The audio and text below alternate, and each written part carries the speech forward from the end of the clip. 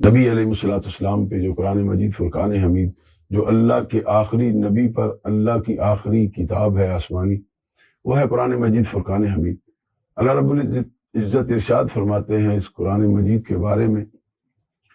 ذالک الکتاب، کہ یہ کتاب جس میں کوئی شک نہیں، یہ لا ریب ہے، اس کے اندر کوئی شک نہیں، اور یہ ہدایت دیتی ہے متقین کو، یعنی پرہیزگاروں کے لیے ہدایت کا سبب ہے۔ تو میرے محترم بھائیوں، بات ہے ہمیں سوچنا ہے کہ یہ وہ کتاب ہے جس کے بارے میں اللہ فرما رہا ہے کہ اس کے اندر کوئی شک نہیں ہے۔ بات ہے آپ نے ایک زمانہ جب میرے آقا کریم علیہ الصلوۃ والسلام پہ نزول وحی ہوا، میرے آقا کریم علیہ الصلوۃ والسلام نے ارشاد فرمایا کہ اے مکے والو، اگر میں محمد صلی اللہ علیہ وسلم آپ لوگوں کو یہ کہوں کہ اس پہاڑ کی اوٹ کے پیچھے ایک ایسا جری قافلہ ہے جو آئے گا اور آپ لوگوں کو قتل کر دے گا،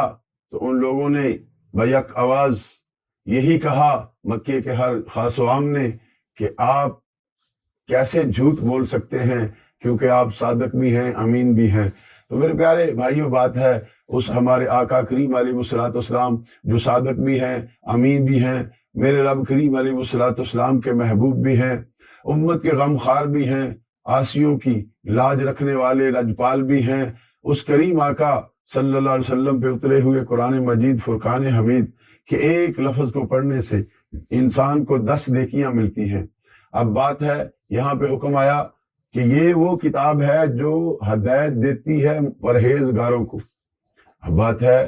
جو گناہ گار ہیں ان کو ہدایت نہیں دیتی۔ نہیں میرے پیارے بھائیوں، بات غور سے سنو،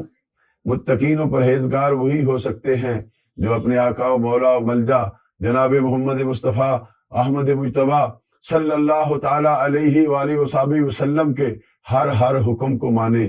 میرے نبی کریم علیہ الصلوۃ والسلام کے پیارو، قرآن مجید فرقان حمید تو اس وقت منافقین بھی آ کے پڑھتے تھے، اس لیے وہ ہدایت سے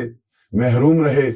وہ لوگ آج جو ریسرچ کر رہے ہیں قرآن پاک کے بارے میں، جو نان مسلم ہیں وہ بھی کر رہے ہیں، پڑھ رہے ہیں، اس سے استفادہ بھی کرتے ہیں، لیکن انہیں ہدایت نہیں آئی۔ کیوں نہیں آئی؟ کیونکہ انہوں نے قرآن مجید فرقان حمید کو ایک عام کتاب کی مانند سمجھ کے اس کی سٹڈی شروع کی، جبکہ یہ قرآن مجید فرقان حمید کی شان مبارکہ یہ ہے کہ میرے اور آپ کے آقا کریم علیہ الصلوۃ والسلام ارشاد فرماتے ہیں، یہ وہ قرآن پاک، یہ وہ کتاب ہے کہ جو بندہ اس کی تلاوت پاکہ کرتا ہے، جو قرآن مجید فرقان حمید کی باقاعدگی سے، ایک ہوتا ہے کبھی ایک ماہ کے بعد یاد آ گئی، کوئی سورت پڑھ لی، کوئی ایک پارہ پڑھ لیا، میرے پیارے بھائی وہ تمہارا جو ہے کوئی قرآن پاک پڑھنے کا مزہ نہیں۔ قرآن کا مزہ یہ ہے ہر صبح ہو، ہر شام تیرے پاس اللہ کا دیا ہوا وقت ہو اور تو پھر قرآن پاک پڑھے۔ چونکہ میں اس سے آگے بات کرنے سے پہلے اللہ تعالیٰ کی طرف سے ایک حکم ہے جسے حدیث قدسی کہتے ہیں، میرے نبی کریم علیہ الصلوۃ والسلام کے پیارو، ہمارے آقا کریم علیہ الصلوۃ والسلام نے ارشاد فرمایا کہ رب کائنات ارشاد فرماتے ہیں، جو قرآن مجید فرقان حمید کے اندر مشغول رہا، یعنی قرآن مجید فرقان حمید کو پڑھتا رہا، سمجھتا رہا، پھر اس پہ غور و فکر کرتا رہا، میرے پیارے بھائی اگر اسے فرصت نہ ہوئی کہ اللہ سے اپنی ذات کے لیے کوئی سوال کرے، اللہ سے اپنے لیے کچھ مانگے، تو رب کریم کیا ارشاد فرماتے ہیں کہ میں اپنے اس بندے کو اس کی طلب سے بھی بہت زیادہ عطا فرماتا ہوں جو قرآن مجید فرقان حمید میں اپنے آپ کو مشغول رکھتا ہے۔ تو میرے پیارے بھائیوں، یہ کتنا بڑا فائدہ ہے کہ تیرے ہونٹ بھی نہ ہلیں اور تیری سوچ سے زیادہ تجھے اللہ تعالیٰ عطا فرما دے، کس لیے کہ تو قرآن مجید فرقان حمید کو پڑھ رہا ہے۔ اب پڑھ رہا ہے، ہدایت تب نصیب ہوگی۔ آپ عربی میں پڑھ رہے ہیں، پہلے تو عربی بھی کسی استاد سے پڑھنی پڑے گی، چونکہ ہماری زبان یا اردو ہے، یا پنجابی ہے، سندھی ہے، بلوچی ہے، سرحدی ہے، انگلش ہے، لیکن ہمیں ضرورت ہے قرآن کو عربی میں پڑھنے کی۔ اب عربی میں پڑھ لیا کسی استاد محترم کے پاس جا کے، پھر جب اس کو اس کے معانی و معارف سمجھنے ہوں گے تو پھر کسی شیخ کامل کے پاس بیٹھنا پڑے گا جو قرآن مجید فرقان حمید کے ترجمے پہ عبور رکھتا ہو، جو قرآن مجید فرقان حمید کی تفسیر بتانے پہ عبور رکھتا ہو۔ جب ہم ان کے پاس جائیں گے تو پھر ہم نے وہ کوشش کی تو پھر اللہ کی رحمت سے ہمیں قرآن کریم سے ہدایت نصیب ہو گئی۔ ہدایت جب نصیب ہو جاتی ہے پھر نہ تو انسان کی آنکھ برائی کی طرف اٹھتی ہے، نہ زبان سے انسان کی نہ زبان سے کوئی برا لفظ نکلتا ہے، نہ اس کے کان برائی سنتے ہیں، نہ ہاتھوں سے برائی ہوتی ہے، نہ پاؤں سے برائی ہوتی ہے، نہ کبھی اس کے دل و دماغ میں برائی کے بارے میں آیا ہے، سوچ ہی نہیں آتی۔ جب سوچ ہی نہیں آئے گی تو پھر اللہ تعالیٰ کا فضل ہوگا کہ اس نے قرآن سے ہدایت حاصل کر لی۔ قرآن سے ہدایت حاصل کرنے کے لیے کسی استاد محترم، کسی شیخ کامل کی ضرورت ہوتی ہے۔ اور میرے نبی کریم علیہ الصلوۃ والسلام کے پیاروں، آؤ بتاتا ہوں، میرے آقا کریم علیہ الصلوۃ والسلام کے پیارے صحابی روایت کرتے ہیں کہ رسول اللہ صلی اللہ علیہ وسلم نے فرمایا کہ دلوں کو زنگ لگ جاتا ہے جیسے لوہے کو زنگ لگتا ہے، دلوں کو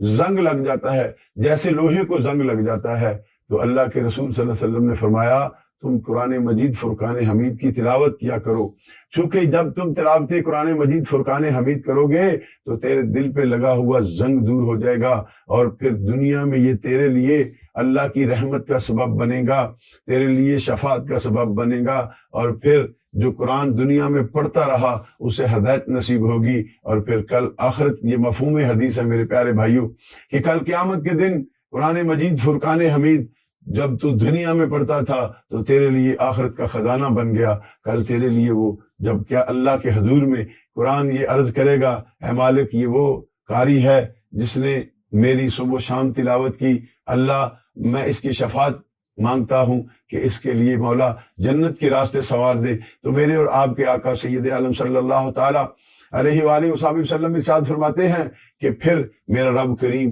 اس بندے پہ کرم فرمائے گا۔ بات ہے میرے پیارے بھائیوں، سیدنا عبداللہ بن عباس رضی اللہ تعالیٰ عنہ اور دیگر صحابہ کرام رضوان اللہ تعالیٰ علیہم اجمعین کے بارے میں آیا ہے۔ سیدنا عبداللہ بن مسعود رضی اللہ تعالیٰ فرماتے ہیں کہ میں قرآن مجید فرقان حمید کی ہر آیت کی شان نزول کو سمجھتا ہوں۔ اب بات ہے اتنے بڑے اللہ کے کرم ان پہ، لیکن کیا انہوں نے نماز چھوڑ دی؟ نہیں۔ کبھی انہوں نے شریعت مطہرہ کے خلاف کام کیا؟ نہیں۔ کیوں؟ چونکہ انہوں نے قرآن مجید سے ہدایت حاصل کر لی تھی، اور جب قرآن مجید فرقان حمید سے ہدایت حاصل ہو جاتی ہے تو پھر بندے کے ذہن سے برائی ایسے دور چلی جاتی ہے جیسے اس کا اس سے کوئی زندگی میں واسطہ ہی نہیں تھا۔ تو بات ہے اپنے بچوں کو، اپنی بچیوں کو، ہمارے نوجوان شہزادے اور شہزادیوں کو سب سے بڑا جو آپ تحفہ دیتے ہیں وہ سب سے بڑا تحفہ یہ ہے کہ آپ انہیں قرآن مجید فرقان حمید پڑھنے کی تلقین کریں، کسی اچھے استاد سے قرآن مجید پڑھائیں، پڑھانے کے بعد پھر ان کو کسی اچھے استاد سے ترجمہ اور تفسیر پڑھائیں۔ پھر کیا ہوگا کہ آپ نے ایک وہ بوٹا لگایا، وہ پودا لگایا جو ساری زندگی اپنی اور پھر اس سے جو قرآن مجید کی جو تلاوت پاکہ کا نور ہے یا قرآن پاکہ کی ہدایت کا نور ہے جو اس کی زبان سے دوسرے لوگوں تک پہنچے گا، اس کی کوشش سے پہنچے گا، تو سمجھو قیامت کی صبح تک جتنے لوگ اس بندے سے قرآن پڑھیں گے اس کا اجر و ثواب آپ کو ملے گا، چونکہ آپ نے اپنے بیٹے اور بیٹی کو سیدھی راہ پہ چڑھایا۔ تو بات ہے سیدھی راہ پہ چلنے والے وہی ہیں جنہوں نے قرآن مجید فرقان حمید کو